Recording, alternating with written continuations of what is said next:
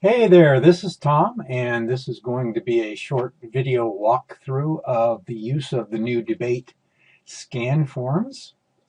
Right now, I've got a file open here, and I'm looking at some of the scan forms that I've scanned in. First couple of details here is perhaps where should you make your scanner put the completed scan forms. If we right click on here and tell the computer to open to the containing folder, this will show you where in memory the different things are. They have there's a common folder for scanning to, and if you look at this happens to be in the Dropbox, and it is in the WSC scoring demo, WSC 2013 debate scan 2, and that's where you can always have you can just set your scanner up, and if you use the setup program that goes with the scanner, there's usually a place where you can tell it which folder to scan things to. If I was setting this up, I would tell it to scan to separate forms, and the name doesn't matter. A TIFF is fine, a JPEG would be fine, a PNG file would be fine, any of those would be fine. These happen to be TIFFs. Okay, now, so you can always have them scan here. Once they are scanned, then they're sorted out into a folder that goes with the tournament. So the first button here is the scan to form. That's where we just were. And when they're done being read, they go to a folder here that shows WSC 2013 October 12 Junior Debate Scans. So if you look at this and you say open containing folder now, you get a folder here that is WSC October 12 Junior Debate Scans. We go back one level, you'll see that we have challenge, and we have debate scans, we have debate documents. Those are things like the schedule after you're done working with that.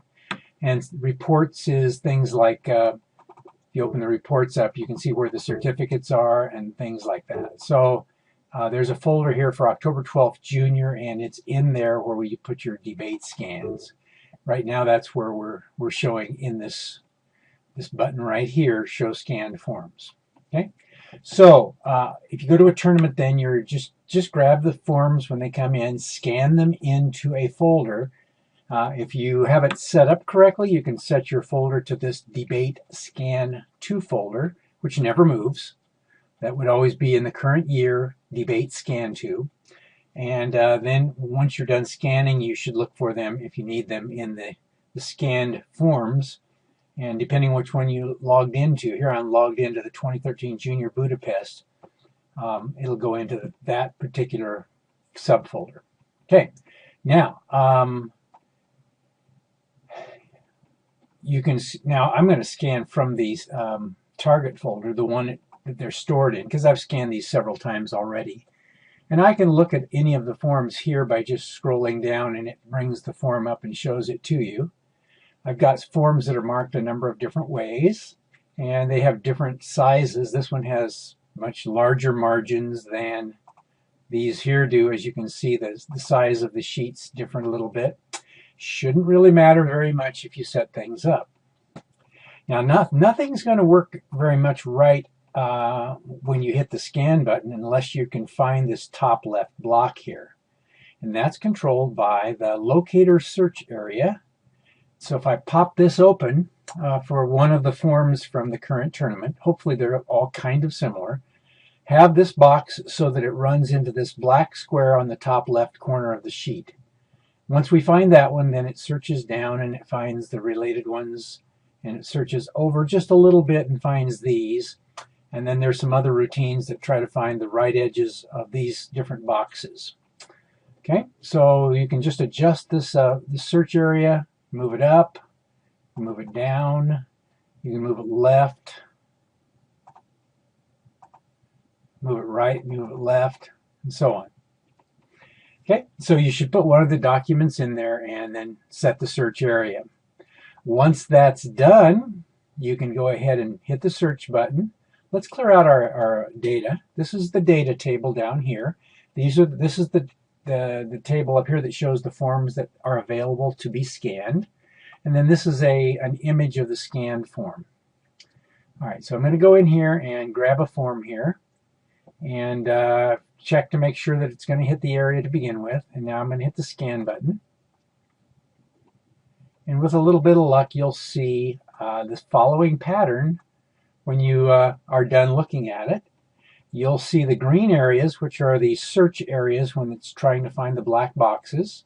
You'll see the black areas like this one. Let me zoom in just a little bit here. You'll see these little black dots, and those are the, if you click on this thing, you'll see those are the black locator boxes around each of the tables. Okay, so the green ones are where it's trying to find it, and the black ones are the locator boxes. Okay, and then the white ones here show up as where you've actually searched for data. It'll search through these 10 little white boxes here and try to find which one of those 10 is darkest, and that'll give me the first digit of the ID number. Then it'll search these 10 little boxes here, and here it found the 0, and it'll find the darkest one, and so on. Then it will search these 3 to find out who was speaking in the first round, search these 3 to see who was speaking in the second round, and then it'll search these in groups of 7, and then these vertical ones over here, and so on.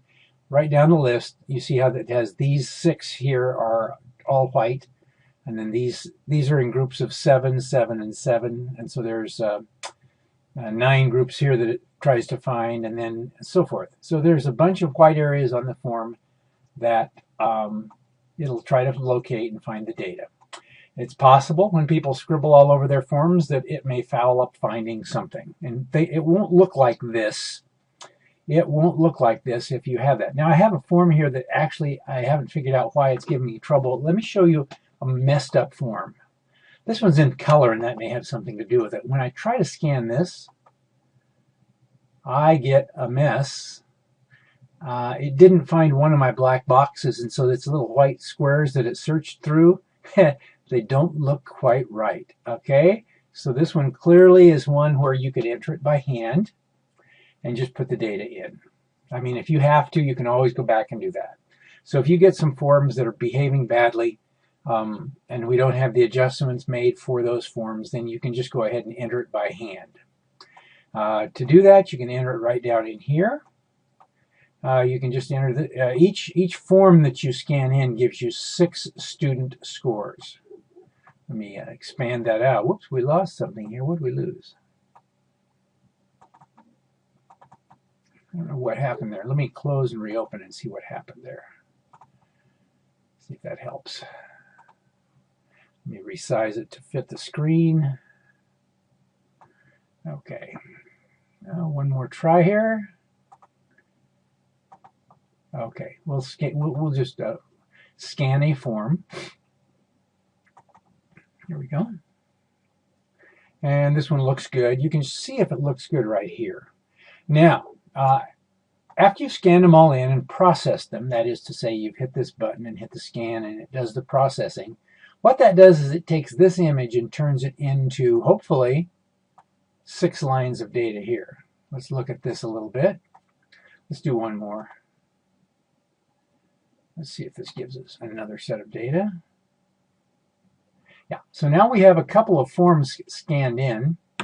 And as you can see here, there are errors on some of these forms. And let's look and see what they are. What do you do if you see this error column filled up? Well, here's what you can do. And we don't have quite as big enough screen here. I can turn that form on, and it says here on this very first one, says it's missing its feedback. Well, if I look at the form here beside it, you can see then, right here, there's nothing marked for the feedback. And at that point, you can just go ahead, and there's 3 students there that are together on this form. Missing feedback, 504 is the team that's missing its feedback. And what you can basically do is go in and, oh, that's the one that's missing, is the feedback. Aha. Okay, so anyway, you can type it in. Oh, I know, it's auto-sized. So let me see if I can go in here and type in. Let's say we gave them a 4. And save it. That's funny because you can't see anything I'm typing. And I said it saved it, so let's see if it opens. When I open it back up, if it saved it. Yeah, there it is. And I have a little adjustment to make on the table here. But you can now see that I've entered the numbers here, 4, 4, and 4. Those three numbers I typed in by hand. Then I hit save, and I guess we could kill those now. You can kill the missing feedback. Okay, and save it again. And I don't have a way to yet just hit those. When I enter it here, it doesn't automatically go through and search for it. But at least it tells you what's wrong. Okay. Here, these three are missing a winner. We look at the form. Let's see if they're missing a winner here. Looking down at the bottom, which team won? Affirmative, negative. And so you can then read through here and make a judgment. Looks to me like maybe the negative team won. Yeah, I think the negative team won. So let's say the negative team won. And so we'll go back to this form here. And winner. All right, the negative team side is checked as positive. So the negative team won, so we'd need to have a check here and a check here. And 6071 is the check here. So that'll take care of the missing.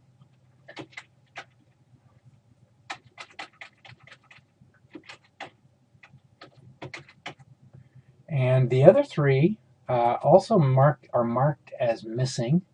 They aren't the winner anyway, so they're taken care of too.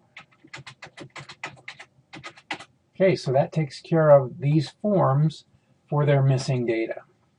Okay, so the feedback, I need to adjust that so that it's set so it doesn't disappear, but that'll be done before you see this. Okay, so this then is the place where you go in and look and try to resolve the errors. And the way you can do that is to pull the form up just by clicking on the row. Just click on the row. I click up here, I get the different form. Whatever the form is that's been scanned in for each row here, you can pull that one up there. Now, there may be still bugs in this whole system here. It's not probably perfect yet, but it's getting closer and closer. We have an adjustment here to set the sensitivity. If you have real dark forms with dark lines on them or medium lines, you may want to set that to low sensitivity. If you have very pale stuff, you may set it to high and have better luck. And so you can adjust that a little bit with some presets there. Okay. Well, anyway, once these are all in the data table, and I'm not going to do this right now, but then the only other step you have for that tournament is to go back here to the worksheet area and click the table button here. Now, none of my numbers match up. My Scholars Cup IDs, I don't think I have any in the 100s. So none of these will actually show up when I click this button. And so I'm not going to mess anything up. What it's going to do, it's going to go down the row. And for each of the records over on this table, it's going to take the round. If it's round 1, it's going to put it in round 1 column. If it's round 2, it's going to put it in round 2. And round 3, it put it here. And that will give you then the average of the 3. And that will be put in for the debate scores. You still have this table to hand enter if things go awry and things are not working well.